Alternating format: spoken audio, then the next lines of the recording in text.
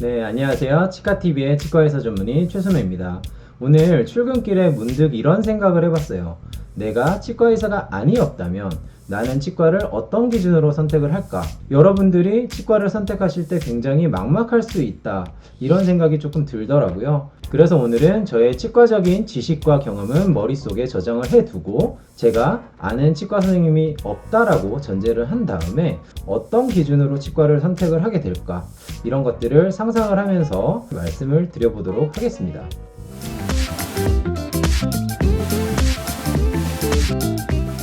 네, 첫 번째는 저는 위치랑 진료 시간을 꼽았어요. 그러니까 내가 여유가 있는 시간에 병원을 내원할 수 있는지 이것이 굉장히 중요하다고 생각을 하고 있습니다. 치료 계획이 갑자기 변경이 되는 경우도 있고요. 원래 계획했던 기간보다 그 치료 기간이 훨씬 더 길어지는 경우도 종종 있어요. 그렇기 때문에 제 여유 시간과 병원의 진료 시간이 맞고 제가 언제든 병원을 편하게 찾을 수 있는 그런 위치에 있는 병원을 찾게 될 것 같습니다. 많은 분들이 당장 치료를 어떻게 끝낼 것인지만 생각하는 경우가 굉장히 많아요. 사실 치료하는 것도 굉장히 중요한 요소지만은 사후관리, 유지관리가 어떻게 되느냐도 굉장히 중요한 점이거든요. 내가 1년 뒤, 2년 뒤에 꾸준히 다닐 수 있는 병원을 선택하는 것이 굉장히 좋은 선택이라고 생각을 하고 있습니다.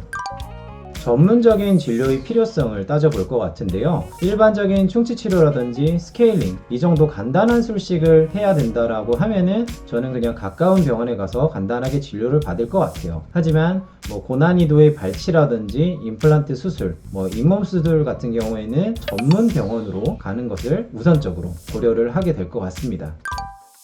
네, 그 다음으로는 저는 전문의 여부랑 경력도 굉장히 꼼꼼히 따져볼 것 같기는 해요. 하지만 이와 관련해서는 좀 오해의 소지가 있을 수 있는 부분이라서 조심스럽게 말을 하려고 하고 있습니다. 치과의사 전문의가 되려면 치과대학을 졸업을 하고 수련기관 자격 인증을 받은 기관에서 인턴, 레지던트 총 4년의 수련기간을 거친 다음에 전문의 자격 시험 요건이 주어지고요. 그런 다음에 그 시험을 통과해야 보건복지부에서 인증하는 치과 전문의가 될 수 있습니다. 제가 여기서 말씀드리고 싶은 점은 전문의가 아닌 분들에 비해서 치료를 잘합니다 라는 것을 말씀드리기 위함은 절대 아니에요. 수련을 받지 않은 GP 선생님들 중에서도 굉장히 실력이 좋으시고 높은 통찰력을 보이는 선생님들이 굉장히 많아요. 하지만 제가 여기서 전문의를 말씀을 드리는 이유는 최소한의 기준을 말씀드리기 위한 거거든요.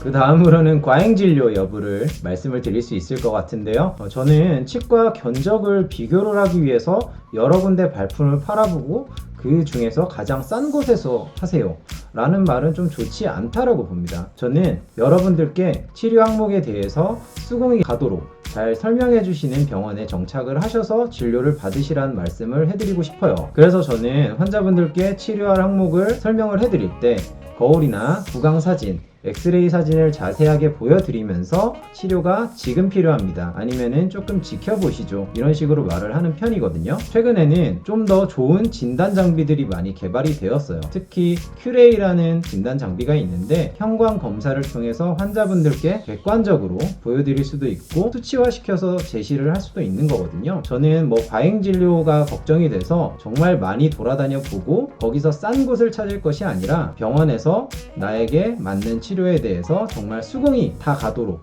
이해를 시켜주느냐, 이거에 따라서 저는 병원을 선택하시라 라고 말씀을 드리고 싶습니다.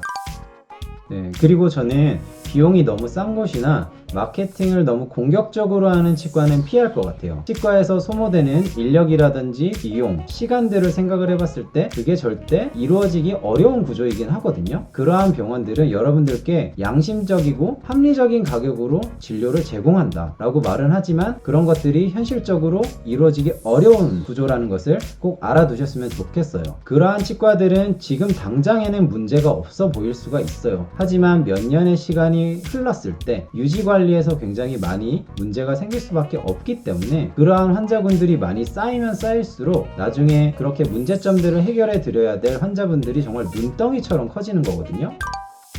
네, 그리고 한 자리에 얼마나 오랫동안 자리를 잡고 있었던 병원인지 이것도 좋은 선택 기준이 될 수 있다라고 생각을 합니다. 그 지역 내에서 꾸준히 환자분들을 보시면서 그분들의 불만사항, 애로사항들을 계속 케어를 해주셨다라고 말씀을 드릴 수 있어요. 건전한 사이클들이 계속 이루어지고 있는 치과가 그러한 치과들이거든요. 그래서 저는 어떤 한 자리에 터줏대감 같이 꾸준히 자리 잡고 있었던 병원들은 상대적으로 안심을 하고 가셔도 되는 병원이다 라고 생각을 하고 있습니다.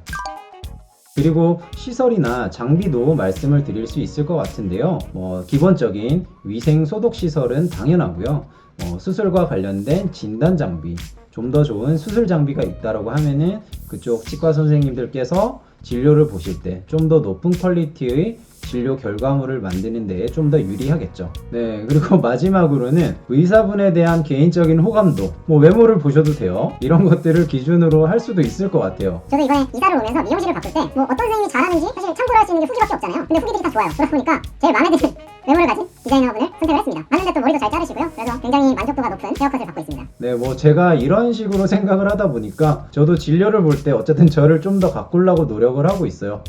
네, 마지막에는 조금 장난스러웠는데 제가 치과를 선택하는 기준에 대해서 여러분들께 조금 설명을 드렸어요. 여러분들께서 선택을 하실 때는 본인이 중요하게 생각하는 기준을 1순위로 놓고 이러한 항목들을 조금씩 체크를 해보시면서 선택을 하시면 될 것 같습니다. 좋은 치과의사 선생님들 만나셔서 정말 양심적이고 고퀄리티의 진료를 꼭 받으셨으면 하는 바람입니다. 네, 지금까지 영상 시청해주셔서 정말 감사하고요. 이상 치과TV의 치과의사 전문의 최순호였습니다. 감사합니다.